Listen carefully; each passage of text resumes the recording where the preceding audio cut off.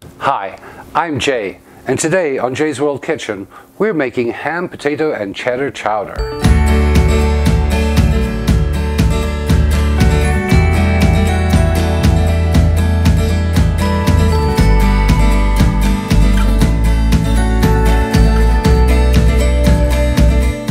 On cold, stormy nights, there's nothing nicer than something rich and creamy, and this particular recipe is definitely one of those. It's pretty straightforward. It's a simple one-pot meal, and you can add or subtract as you like from the ingredients. Let's go and have a look at what those are.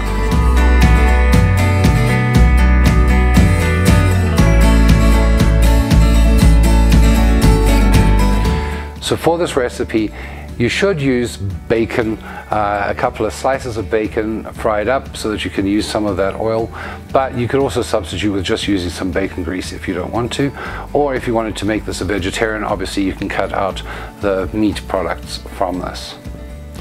I'm going to be skipping bacon and just using bacon bits at the end to garnish. You're going to need a quarter cup of butter, maybe a little more. You're going to need some garlic, 2 cloves basically minced, which is about 2 tablespoons, 1 onion diced, 1.5 cups of frozen corn, or in my case I like to use frozen peas and carrots because I do prefer the sort of color that it gives to it. If you have fresh thyme, you're going to use 2 tablespoons, but if you're using dried, you can use about 1 teaspoon.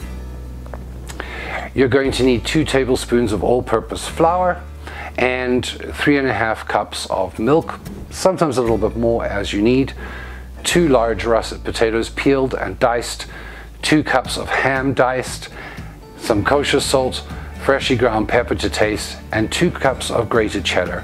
I do recommend using an older cheddar that's a little bit sharp to give some boost to the flavor. But let's go ahead and start putting this all together.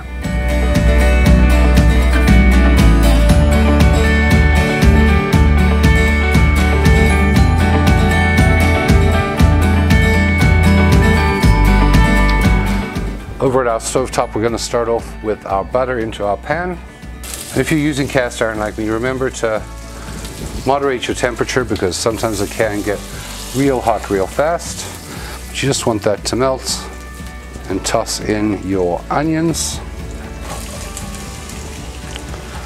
And we'll cook those for a little, just until they're slightly translucent.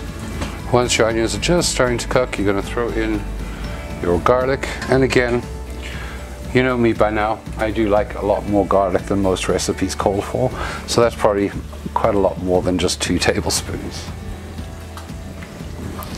And at the same time as you throw in your garlic, you're going to throw in your thyme. And again, I'm not using fresh thyme right now, just purely because I don't have any, and I'm using dried. So I am using only about 1 teaspoon instead of the 2 that you would use if you were using fresh leaves.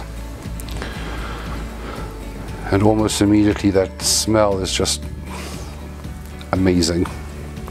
And at this point we're going to add in our frozen vegetables. Again, you can use corn if that's what you have on hand. I like my carrots and peas because I love the color that it brings to the dish.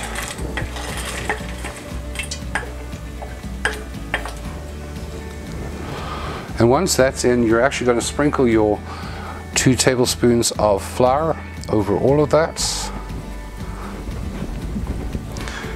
And stir it in, and just let that cook for about 2 minutes because you want to make sure that all of that flour is cooked so that it doesn't have that floury, starchy taste at the end.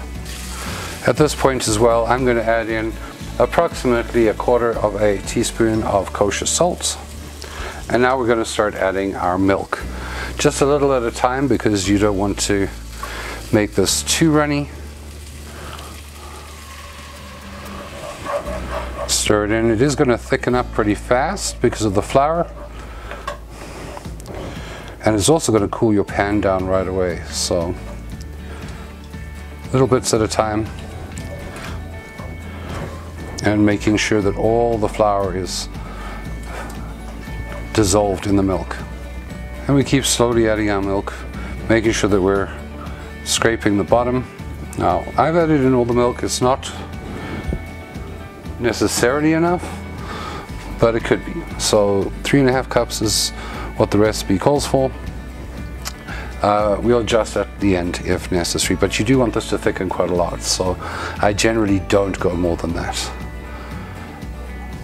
And once that is all in there and well stirred, we're going to let it come to just a gentle boil before we add our potatoes. Now again, I've only used 2 russet potatoes, but you could actually increase this easily by simply adding more potatoes.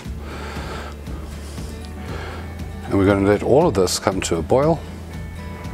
It's also at this point that you can add some more salt and freshly ground black pepper. And once that comes to a boil, you're going to let it boil for about 10 to 12 minutes until your potatoes are nice and tender. And our chowder has been simmering for about 12 to 15 minutes. We're about 14 minutes now, and it's sort of thickened up a little bit. And I've tested a couple of the potatoes just using a fork and see how easy they fall off the fork. If they fall off very easily, then your potatoes are actually cooked and you're ready to get ready to prepare to serve. So what you're going to do now is you're going to add in your ham just for a very, very short while. That's 2 cups roughly. Give that a good old stir. The idea here is not to cook it because it's already cooked. So you just really are trying to heat it up a little bit. It's obviously going to cool down your chowder very fast. You're just going to let that heat up for a minute or 2, just until that boil comes back. And you can see that that sauce is just starting to thicken quite well there with that ham in now. And there you have the boil going. And now we're going to add in our cheddar cheese. We're not going to add in all 2 cups because you want to reserve a little bit for garnish on the top. Probably about 1¼ cups maybe. And just stir that in. And at this stage you can turn off your heat because you don't want to cook the cheddar to the point where it starts separating its oil. You just want it to melt into your chowder, kind of like that. And of course you can add more cheddar if you like. It really is a to taste thing. Cheese is another one of those can't get enough of things. And there you have it. And now it's time to taste this.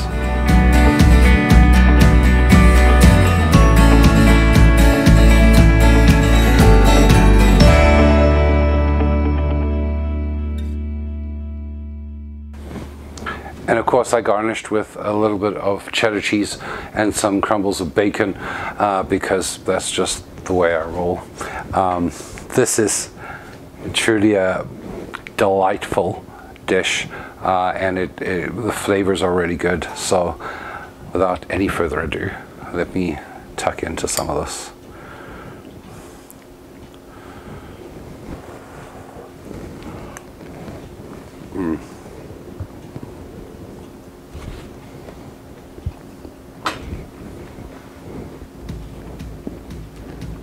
Creamy, and depth of flavor is just incredible. Certainly that cheddar comes through, but you can taste the thyme in there, and you can taste the ham is nice and sharp, and it's augmented by that cheddar. Just an amazing meal and definitely a comfort food.